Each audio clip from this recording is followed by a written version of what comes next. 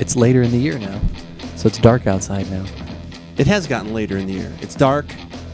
World's getting a little bit colder. The light is kind of gone, but that has not dampened our spirits. No. Unfortunately, we're not having a spirit on this show. No. That would have been a great intro. Dampening of it was not. Ooh, dampen your spirits. That's a good drink name. It would be pretty good. Something. Well, we'll have to figure out. We'll figure that out. We've enjoyed making several of our own drinks here at AboutBeverages.com, but today we are about what someone else has made. Correct. What many things have made. It's our famous pumpkin podcast. World famous. World famous. It is world famous to me. As far as I'm concerned. It has become so. Now, this is a feature that initially you went into a little begrudgingly. And I've slowly every year. Slowly over the last 3-4 years, I've dragged you into it. Oh, yeah. Still begrudgingly, but but now I think it is somewhat entertaining. So it has been. And yeah. you have even found a couple that you actually genuinely like and that that's you true. may even seek out. But my favorite is yours. Yes, we will not be trying that one, though. Well, I may want a blind test in there somehow, Okay. but we're dividing this into 2 segments anyways, right? We are actually going to do that. We've got we have 4 brand new beers. Well, we'll get into almost 4 brand new beers. We'll get into that in a minute. Okay, yeah. So we've got 4 beers, and then we have brought back the returning champion, as we always do, from last year, which is the Pugsley Smashed Pumpkin. And, so we're going to break this one up a little bit. We've got our fall leaves here in all their glory, which is what I always think of at autumn. That is always very nice. It is always very pretty. The falling leaves. So we've got that going on. And, let's get into it for this Give It a Shot. I'm Andrew. And I'm Keith, and we are AboutBeverages.com.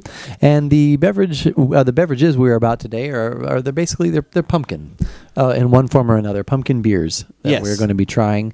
And the first 2 for this segment, we're going to start with the Lakefront Brewing.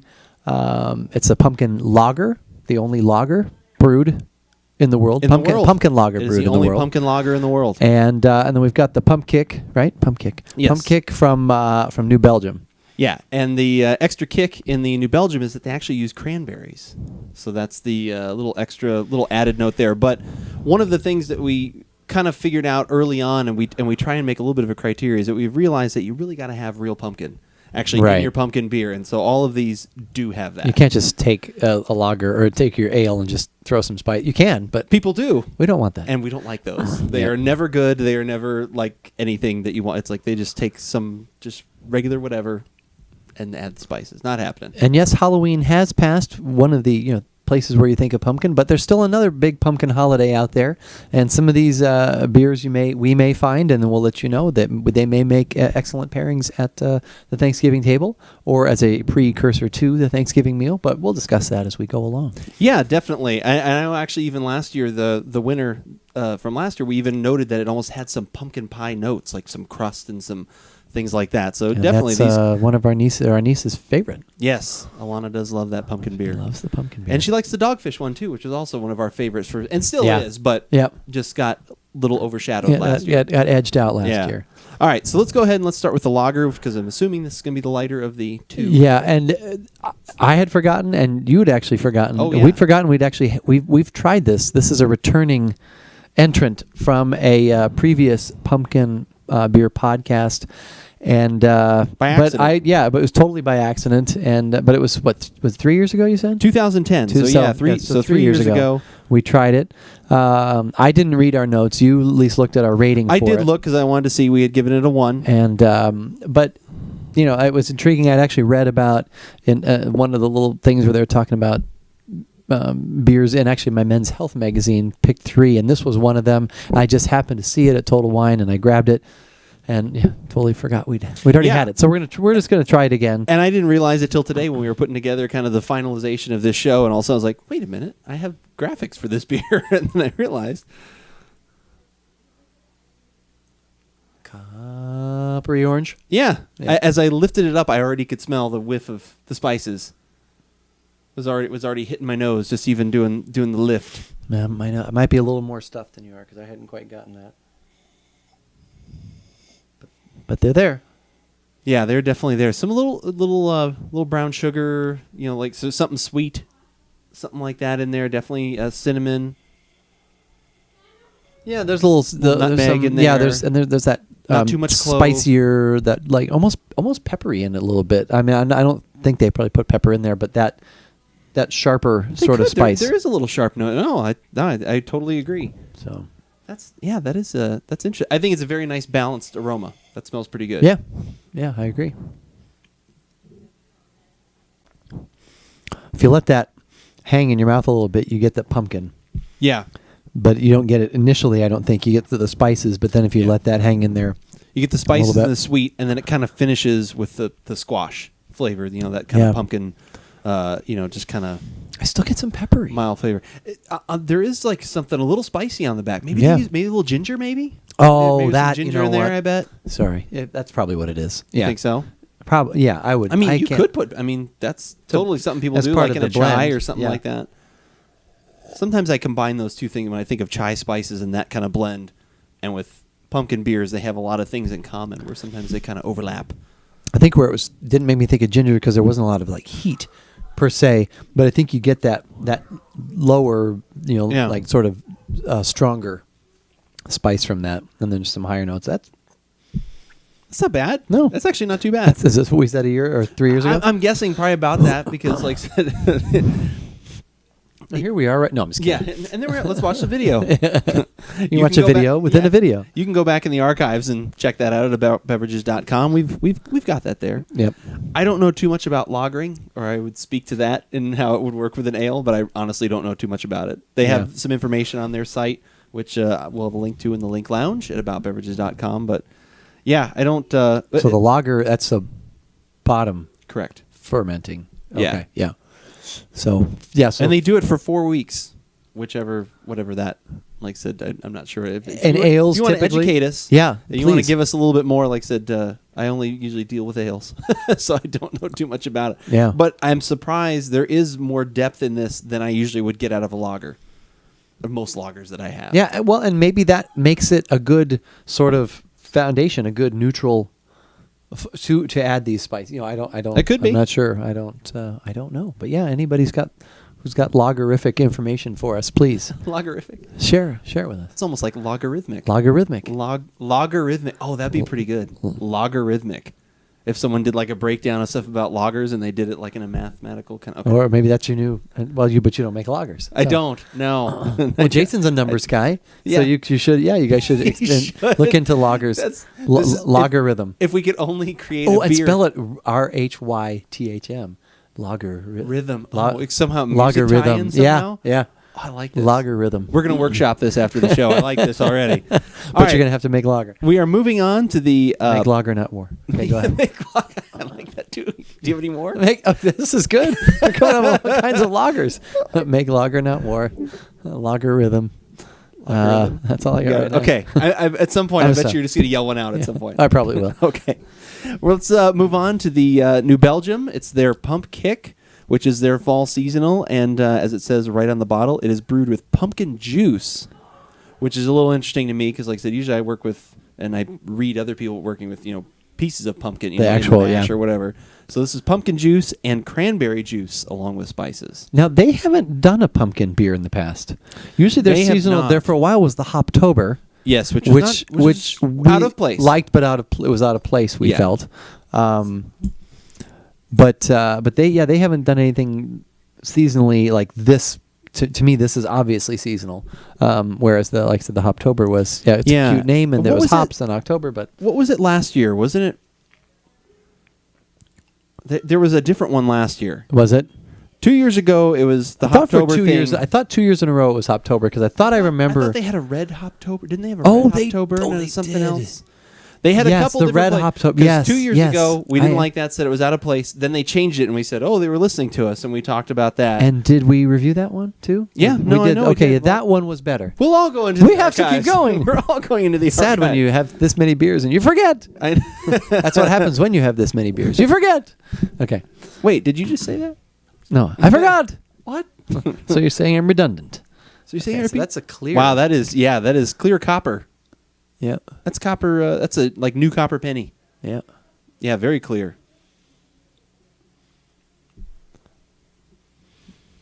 Kind of smells like a copper penny too. I get that, and I get the cranberry, and I also. It seems weird to be bringing this in the fall, but I get notes of ballpark. There's a little ballpark in there for. for me for some reason. Just kind of that lighter. I think underneath everything, after you get probably the cranberry doing that to you. And that's what because of that tart. Because at first I thought ballpark, and I was like, wait a minute, it's cranberry. And then, but then I think, I think it might be both. But it could just be the cranberry. The spices not too overdone.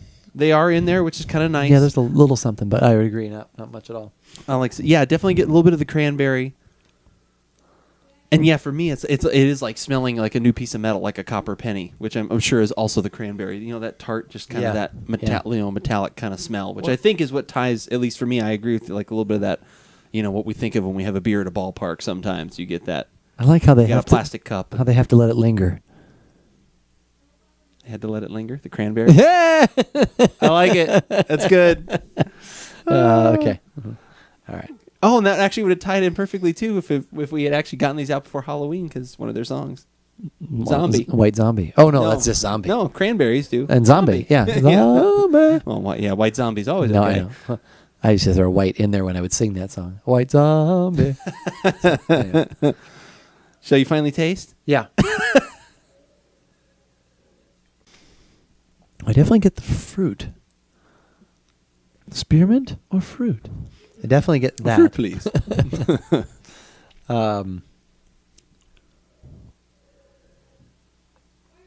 We should have a contest someday with one of our podcasts where because we throw out all these little you know, pop culture references.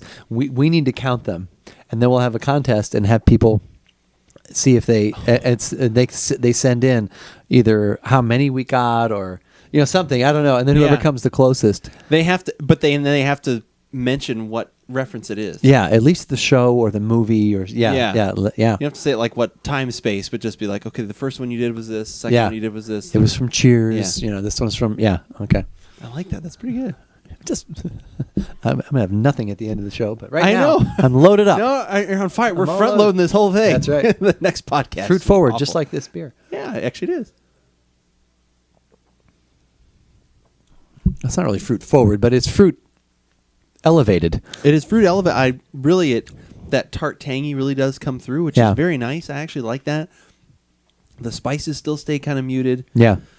I've got to search for the pumpkin a little bit. I'm going to be honest with you, just because it kind of makes sense. The cranberry takes, because the pumpkin's not a very strong flavor. Yeah, it's supposed to, But I get a little bit of that. I think that's kind of the, on the finish, a little bit of that mellowness. Because for me, like you were just talking about, the cranberry kind of hits the middle of my tongue, the little sour bar area there on the middle of my tongue, and then kind of elevates, and the pumpkin goes back the other way. It stays kind of almost a little harsh on the back of my tongue, almost in my throat, actually. A little, not like medicinal.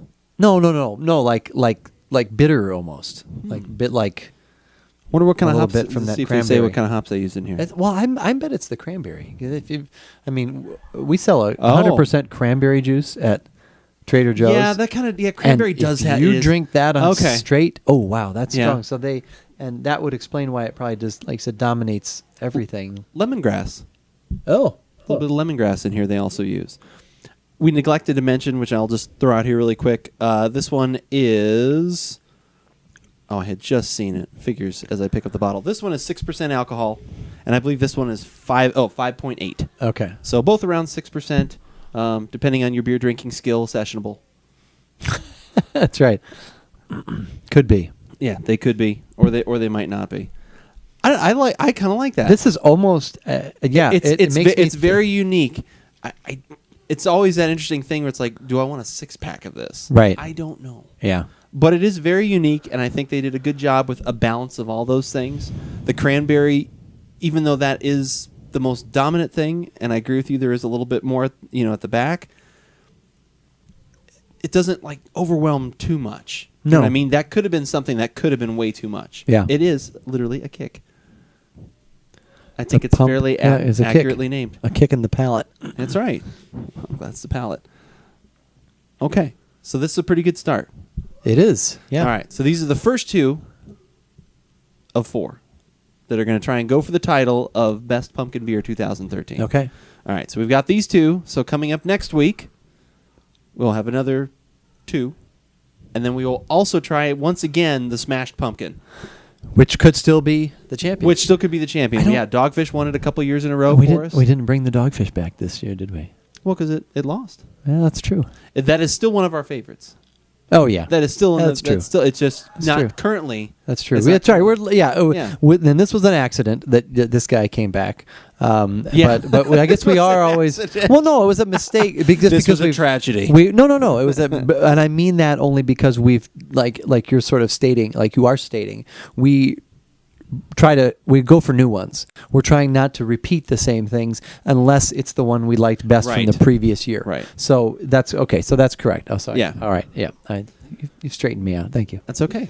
And if you're looking for other pumpkin beers or other things that we have tried in the past or the tasting notes for these two beers, head on over to the website at AboutBeverages.com and you can find all of that information. Or if you are a big fan of social media, which who isn't? Really? You're a fan of social media? Some. Everyone. All of it. No, just some.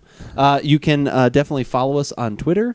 You can also find us on Facebook, where we post some things here and there. And Untapped is also a good spot where we're usually, if we're trying something throughout the week that maybe we don't get the podcast on, you can find us there as well. But That's right. whether we like it or not, You should give it a shot.